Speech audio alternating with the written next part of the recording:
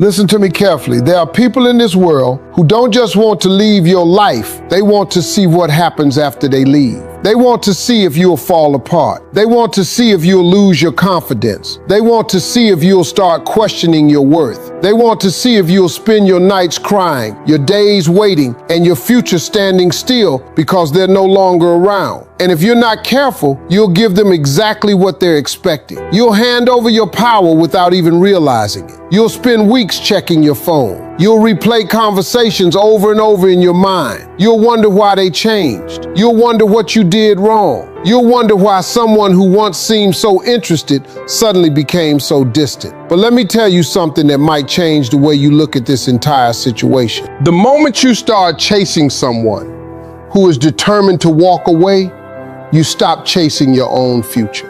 The moment you make another person responsible for your happiness, you give them control over your peace.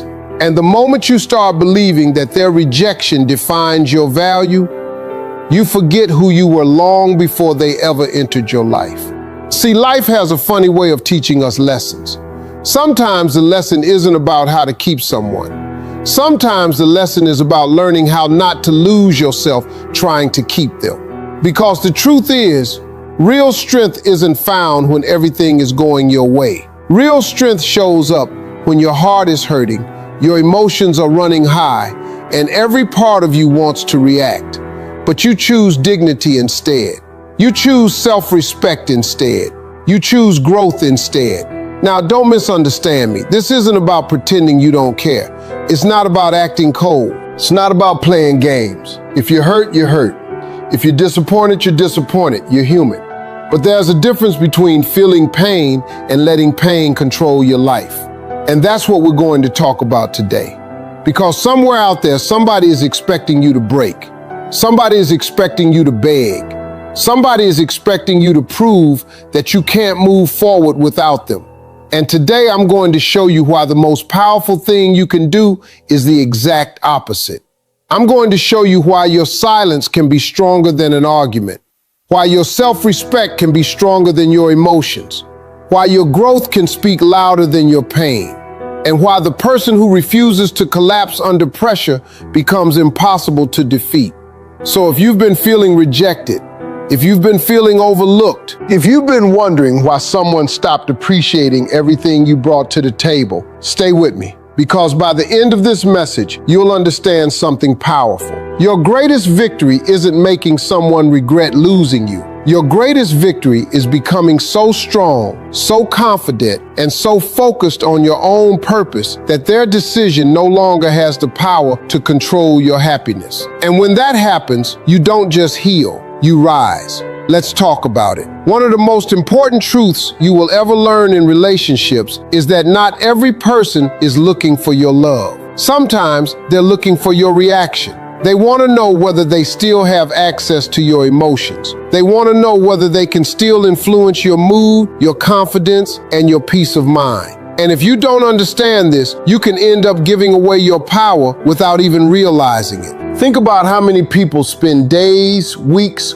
or even months obsessing over a text message that never came. They stare at their phone, wondering why he hasn't called. They replay conversations in their mind. They analyze every word, every pause, every moment. Meanwhile, the other person may be going about their day completely unaffected. The emotional energy is flowing in one direction, and that's what creates the imbalance. The reality is that some people expect you to react. They expect you to send that long emotional message explaining how hurt you are. They expect you to call repeatedly when they pull away. They expect you to chase them when they become distant. Why? Because every reaction confirms something they want to believe, that they still have power over you.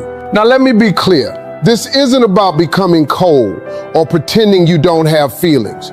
You are human. You're supposed to feel disappointment.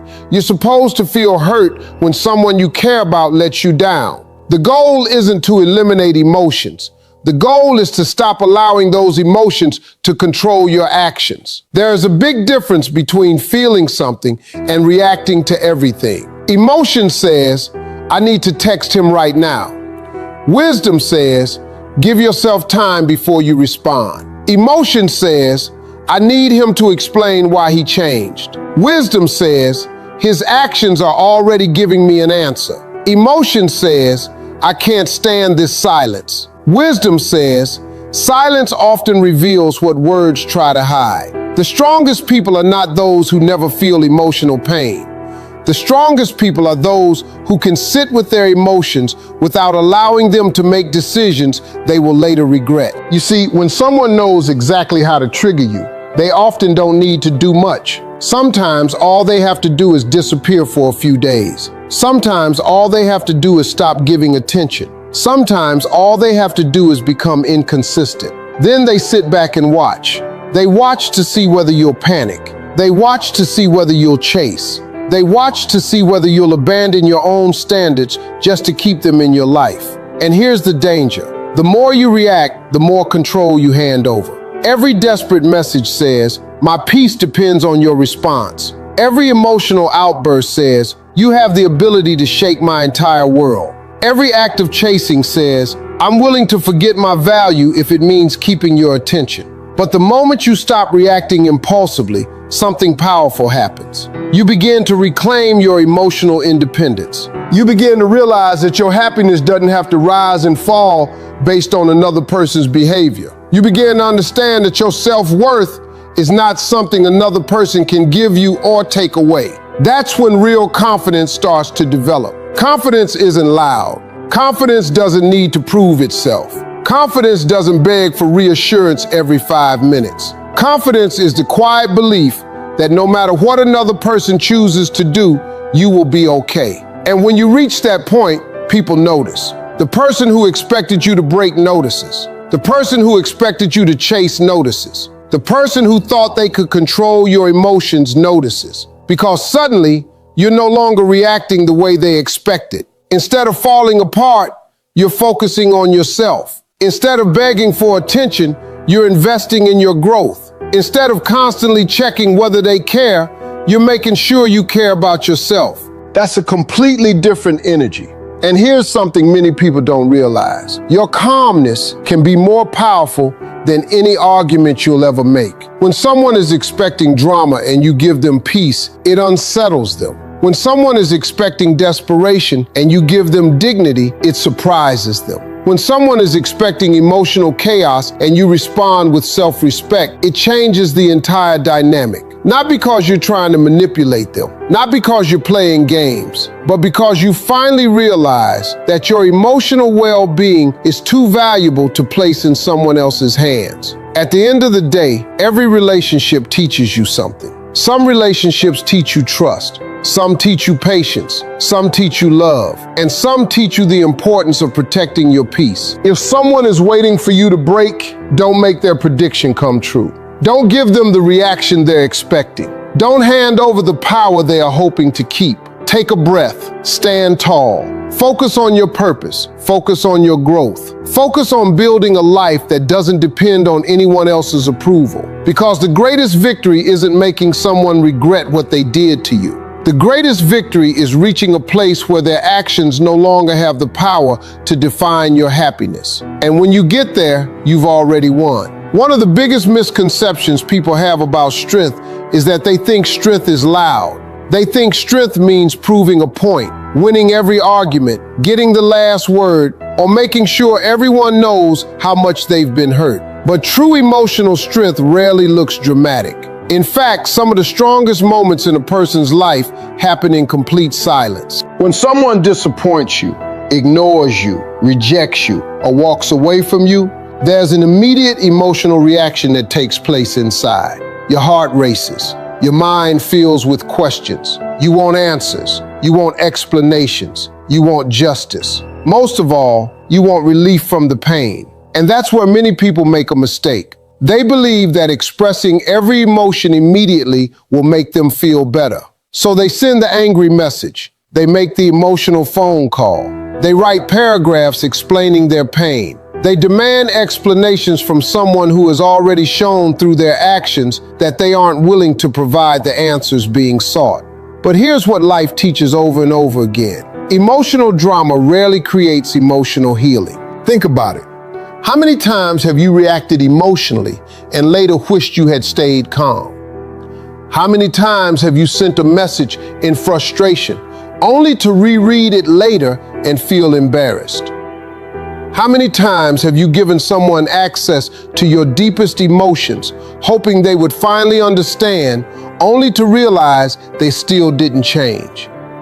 The truth is, emotional outbursts may provide temporary relief, but they rarely create lasting solutions. Real strength is different. Real strength is feeling disappointed, but choosing not to let disappointment control your behavior. Real strength is feeling rejected without rejecting yourself. Real strength is being hurt without becoming bitter. Real strength is maintaining your dignity even when someone else fails to respect it. That's what emotional maturity looks like. The world often celebrates dramatic reactions because they get attention. Social media rewards emotional displays. Movies make grand confrontations look powerful. Television convinces people that every conflict needs a dramatic ending. But real life doesn't work that way. In real life, the people who thrive are often the people who learn how to manage their emotions instead of being managed by them. Imagine two people going through the exact same heartbreak. The first person spends every day obsessing over what happened. They constantly check social media. They analyze every detail. They tell the same painful story over and over. Their entire focus remains fixed on the person who hurt them. The second person feels the same pain. They cry, they grieve, they acknowledge their emotions, but then they begin focusing on healing. They exercise, they work on their goals, they strengthen their mindset, they reconnect with themselves. Months later, who do you think is in a better position? The person who stayed trapped in emotional chaos, or the person who used pain as fuel for growth? The answer is obvious. Pain itself doesn't determine your future. Your response to pain does. And that's why emotional discipline is one of the most valuable skills you can develop. Now, emotional discipline doesn't mean suppressing your feelings.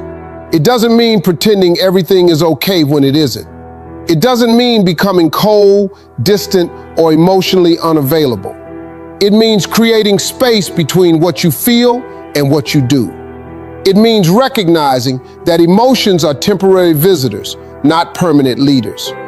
You may feel anger today. You may feel sadness tomorrow. You may feel loneliness next week. But none of those emotions should be given complete authority over your decisions. Because emotions change, your character should remain steady. One of the most attractive qualities any person can possess is emotional stability.